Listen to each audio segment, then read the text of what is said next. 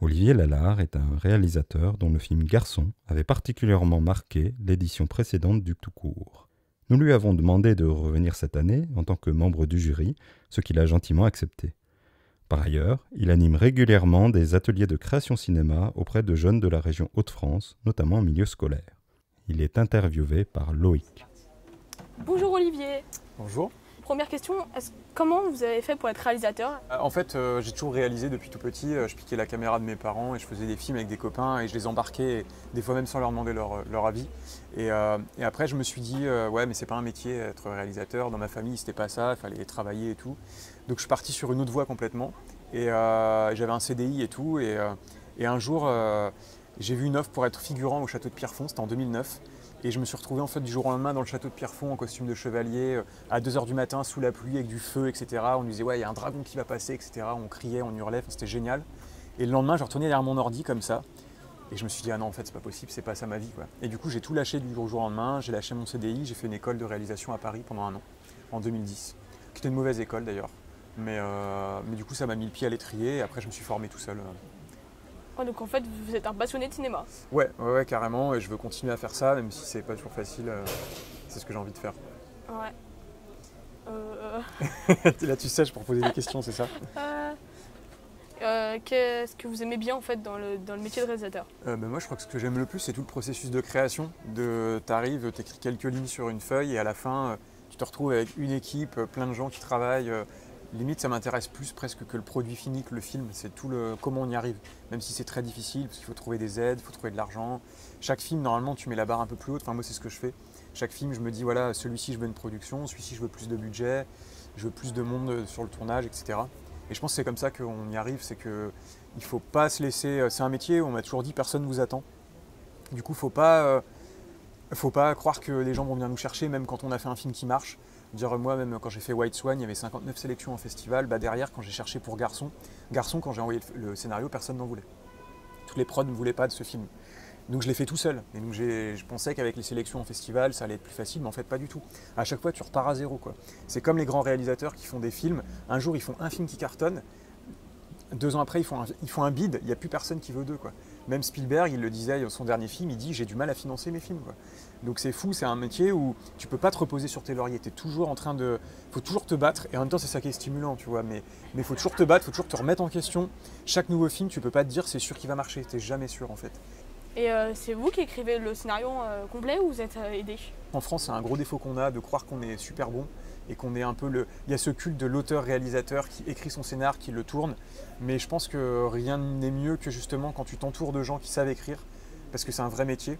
Ça se fait pas comme ça et du coup avoir des gens, avoir des retours de plein de gens, des professionnels mais aussi des non professionnels, ça peut être tout bête mais le faire lire à ses parents ou le faire lire à un scénariste pro, voilà, c'est vraiment le faire tourner, se confronter au retour des gens et c'est savoir écouter ce que les gens vont te dire mais ne pas tout prendre, parce que tu as des gens qui vont dire ah j'adore cette scène, puis d'autres qui vont dire ah non moi je la déteste, du coup t'écoutes qui?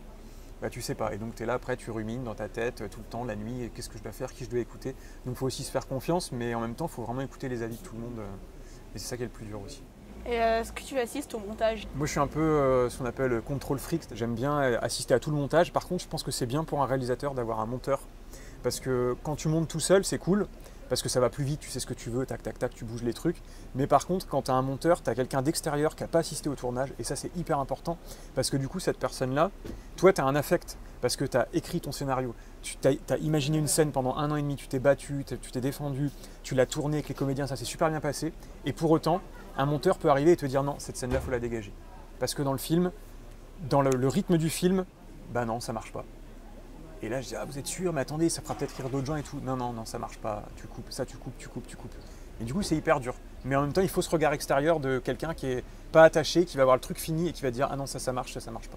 Et vous prenez combien de temps en tout pour un film, un court-métrage de 15 minutes? Mais après, ça dépend. Plus il y a de moyens en jeu, plus tu veux de l'argent. Parce que l'étape de trouver de l'argent, c'est hyper long et c'est fastidieux. Pour Garçon, j'ai mis presque 3 ans à le monter, alors qu'il dure 15 minutes. Parce que pendant 1 an, j'ai fait des demandes d'aide, je devais assister à des jurys. Entre le moment où tu déposes le dossier et le moment où ils vont délibérer, déjà il y a 3 mois. Après, quand les gens délibèrent, ils te convoquent à un jury, tu dois défendre ton film, dire pourquoi il est bien, machin. En plus, il faut être un peu malin parce que faut essayer d'adapter un peu ton discours en fonction des personnes qui sont là. Il faut donner de sa personne et être un peu menteur il faut donner de sa personne et être un peu menteur pour avoir l'argent. Et après, une fois que tu as l'argent, c'est bon, tu fais ton film. Mais malheureusement, c'est comme ça que ça marche. 4 aides.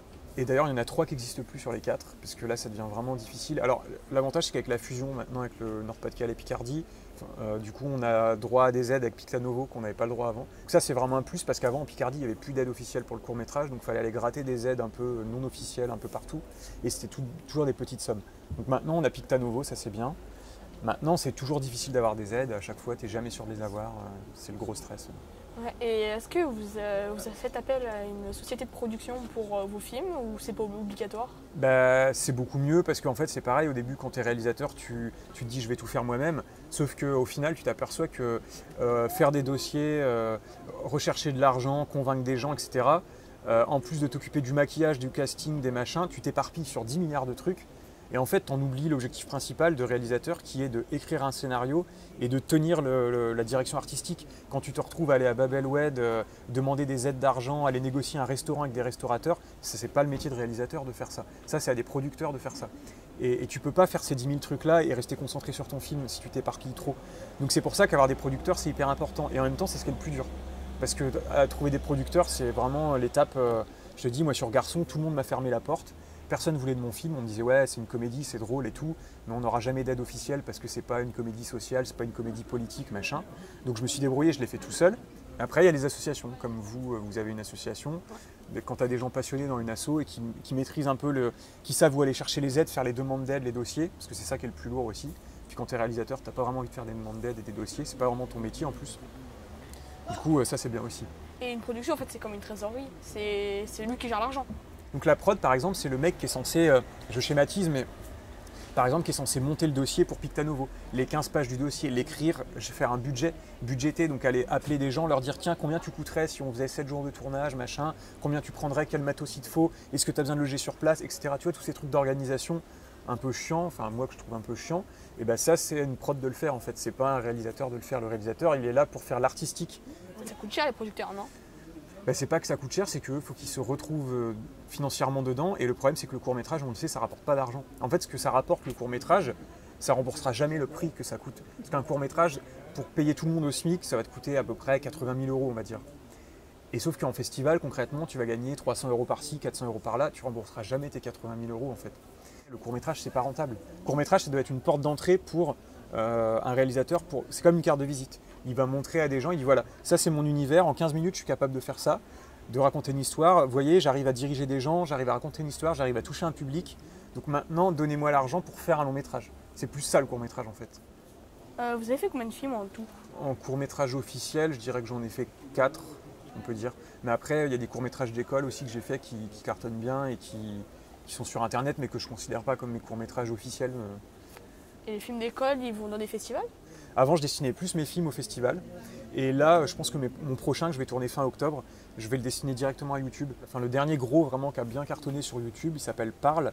Ça parle de harcèlement scolaire. Il y a plein de jeunes tous les jours qui viennent raconter leur histoire, qui disent qu'ils se font agresser, qu'ils se font machin et qui se retrouvent dans le film. J'ai même un jeune qui m'a dit en commentaire la dernière fois, je me fais harceler depuis des jours et depuis que j'ai vu votre film, j'ai trouvé la force d'aller parler. Demain, je vais aller tout balancer.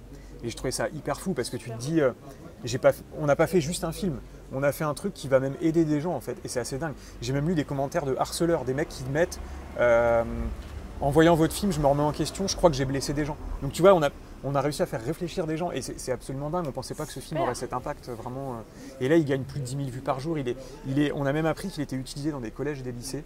C'est-à-dire qu'il y a des profs qui les montrent à leurs élèves et qui font des débats avec pour déclencher du débat et éveiller un peu les consciences. Donc moi, j'ai trouvé ça très fort, et là, ça me donne envie, le prochain, de le mettre directement sur YouTube.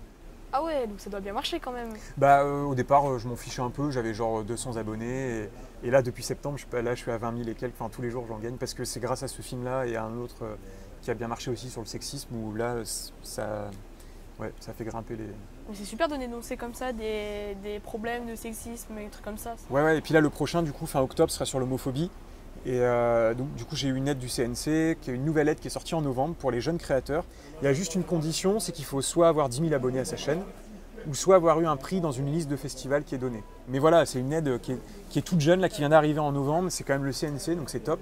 Moi j'avais demandé 30 000, j'ai eu 5 000, mais c'est déjà pas mal, tu vois, je suis déjà content. Dans le jury, tu as des mecs comme Cyprien, des youtubeurs très connus qui ont attribué l'aide en fait.